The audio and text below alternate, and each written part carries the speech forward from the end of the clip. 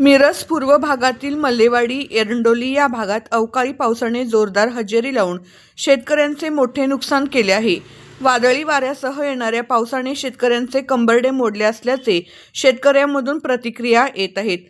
मल्लेवाडी येथे जोरदार वाऱ्यासह गारा पडल्यामुळे शेतकऱ्यांचे नुकसान झाल्याची चर्चा दिसून येत आहे। नुकतेच द्राक्ष, शाळू, केळी, मका, आंबा, ढबू मिरची अशा पिकावर गारपीट झाल्यामुळे या पिकांचे नुकसान झाले आहे।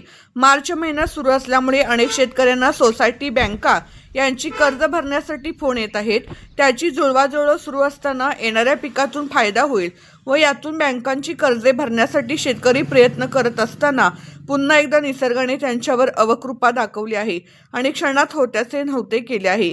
मल्लेवाडी येथील शेतकरी विशाल वसंतराव शिंदे यांच्या ढबू मिरची प्लॉटमध्ये गारांचा थर सकाळी 9 वाजताही पाहण्यास मिळाला। एका बाजूला नवीन तंत्रज्ञानाने शेती करण्यासाठी लाखो रुपये शेतीमध्ये खर्च करायला लागतात, मात्र अवकाळी पाऊस, गारा यामुळे शेतकऱ्यांचे लाखो रुपये, शेतकऱ्यांचे भविष्य या गारांच्या बरोबर पाण्यातून वाहून जाते असेच म्हणावे लागेल। प्रशासनाने वेळीच पंचनामा करून या शेतकऱ्यांना मदत द्यावी अशी शेतकऱ्यांमधून मागणी होत आहे।